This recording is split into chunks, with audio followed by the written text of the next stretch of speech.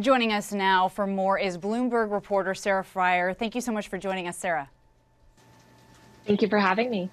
Yeah, so we heard Musk this afternoon say he's not sure that this will succeed. Twitter shares are already changing hands this afternoon. They ending the day down slightly, perhaps signaling investor doubt in this deal. So how will Twitter respond, and how likely is it that he takes over the company?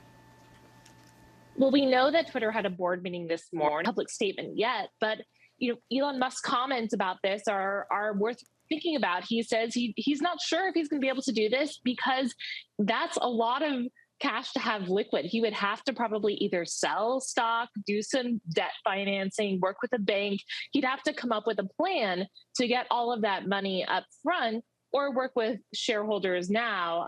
Ultimately, his goal is to take Twitter private, which is something that he says will allow it to have more control over their content moderation. And on that note, he describes himself as a free speech absolutist and says Twitter needs to be transformed. So in particular, what ideas is he really offering up to change the site?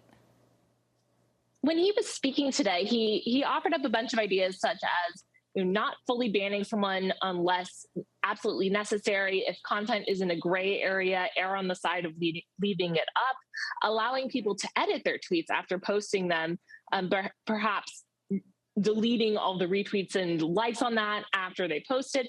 So if you were to ask Twitter what they think of those ideas, the company would probably tell you they're already doing a lot of that. There's not a whole lot that they do that tries to go beyond the requirement, though they have worked a lot in recent years to reduce the amount of harassment, to reduce calls to violence and stuff of that nature. But I do think that Elon Musk seems to have a lot of ideals about free speech, but he says he does not have the solution yet and doesn't know exactly what he would do if he were in control. Right. I mean, some people concerned here that blanket free speech might have unintended consequences.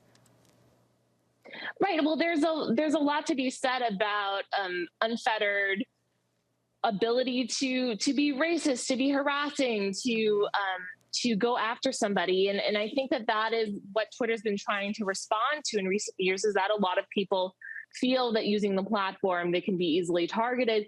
Even Elon Musk, there are some types of tweeters that he would like to ban. He said that at his speech, in his, I should say, interview today at TED, he said that he's interested in getting rid of a lot of the Bitcoin scams that are rampant on Twitter. So, even a free speech absolutist realizes that there are some areas where Twitter just can't have unfettered open talk. Right. Fellow billionaire Mark Cuban seemed to suggest that Musk putting out a bid for Twitter might actually spark a bidding war between other social media companies to try and buy Twitter as well. Do you see that happening?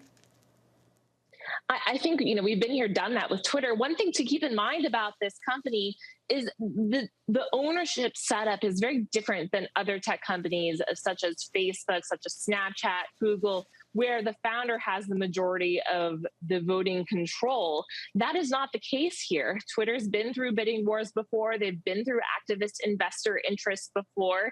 And, they wouldn't be a stranger to that sort of process. But I don't think that it would be something that the company would look forward to. All right. Well, Sarah Frier, our thanks to you. Hi, everyone. George Stephanopoulos here. Thanks for checking out the ABC News YouTube channel. If you'd like to get more videos, show highlights, and watch live event coverage, click on the right over here to subscribe to our channel. And don't forget to download the ABC News app for breaking news alerts. Thanks for watching.